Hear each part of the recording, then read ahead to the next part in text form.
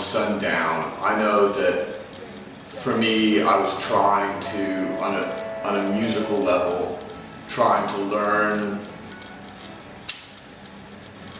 some different ways of playing, and coming from the bluegrass region and never really being interested in bluegrass music, wanted to find a way to, I'm surrounded by it all the time, so I wanted to find a way to interpret that and to sort of pay homage to this area that I'm from. And so much of the album really is about trying to reconnect or reinterpret historically this area and the mythology behind mining in Appalachia. So I threw in these small acoustic bluegrass pieces to help bring all of this together, and No Air Left was sort of this attempt at that. And I wanted something very vocal as well, with 3-part harmonies, again, to sort of, I can remember being at my great-grandmother's funeral and hearing these 3 men sing Amazing Grace, and I wish that I could hear it again, but I remember that the harmonies and the way they sang the song really influenced the way I thought about writing this small track.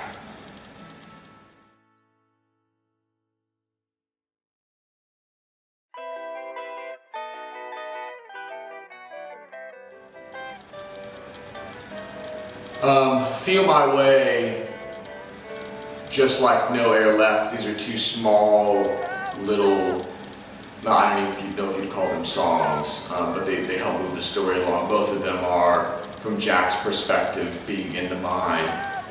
And again, No Air Left sort of talks about that claustrophobia and darkness, and Feel My Way picks up on that as well.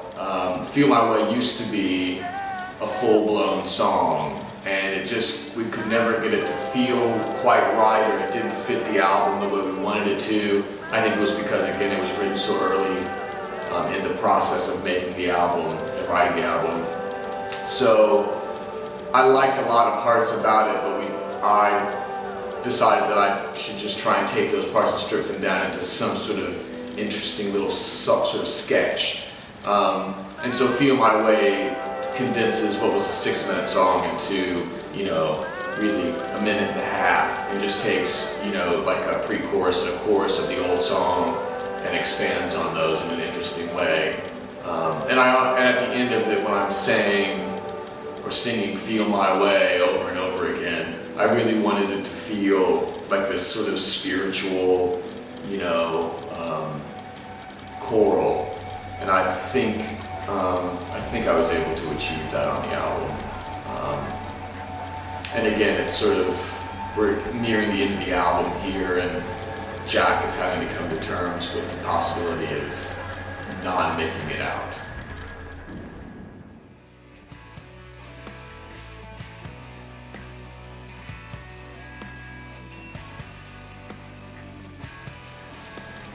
This, like a lot of these songs, changed many times, and this one had some big changes to it, and I ultimately think with Chris's influence in writing it, it's a much better song. The lyrics never changed, which is interesting, but the structure around the lyrics changed considerably. This sort of has 2 voices. It's from Jack's perspective, still in the mine, but also talks about that sense of the fine line between right and wrong, or surviving and not surviving. And so, the opening lines are 1 step in the wrong direction, 1 footstep fills up with mud, It's this idea that with one wrong step, so many things could go wrong, and I know that's sort of been a theme that's played out in many narratives theatrically, and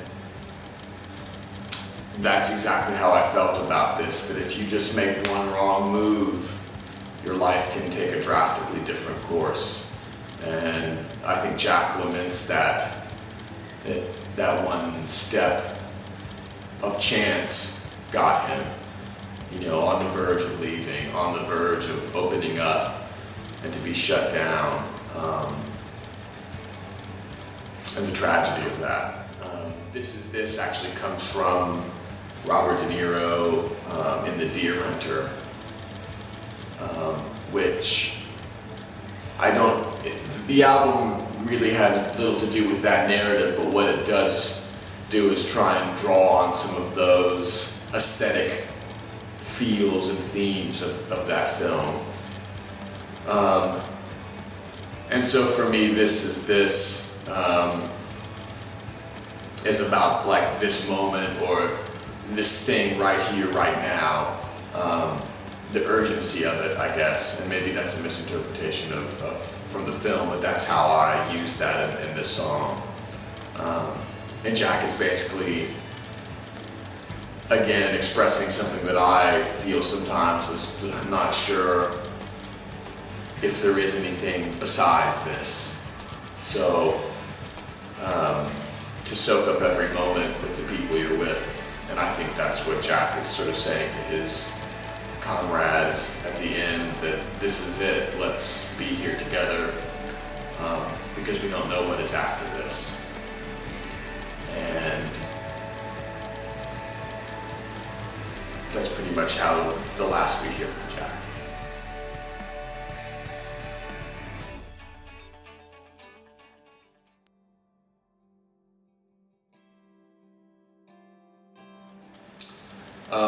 The last track on the album, What Will Be, is from Clementine's perspective, and probably one of the saddest songs I've written. Clementine basically gets to be with Jack one more time, only he's passed on now. They bring his body out of the mine, and it's sort of her saying, we could have been so much together, and that you've moved on without me. And there wasn't another song at the end that we were going to have, and we decided that What Will Be actually should be the way the album ends. And so the album ends with Jack and Clementine reunited, but never to be together again.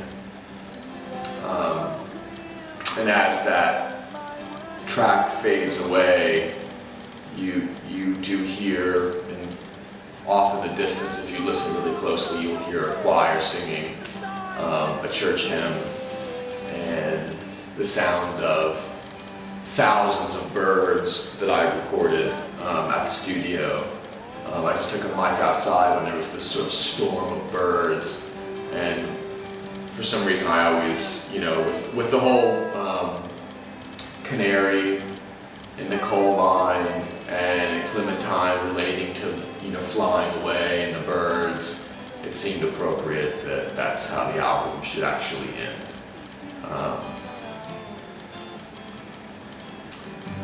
So Lost and Gone Forever, as a whole album, I think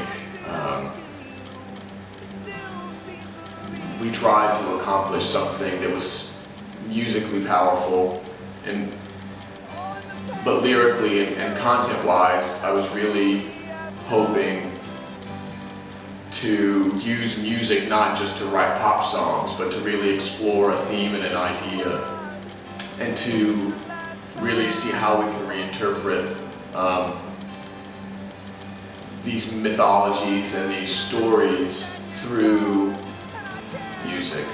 And I think part of it is I always wanted to be a filmmaker, but there's such an enormous production that takes place, I think even more so than what we do here with music. And storytelling and narrative is so incredibly important to the way we understand the world. I wanted to just join in with some of those musicians that have seen the content and the concept, or the concepts within music, as something more than just entertainment. Though certainly it has that aspect to it. This was really an attempt to explore the history of the region, the mythology of mining, my personal connection to the region, my connection to my wife, the struggles that I have daily with, with work and family and my creative practice. There's a lot tied into this album, and I think we're all proud of what we've achieved here for just self-producing and really putting our hearts and souls into this project.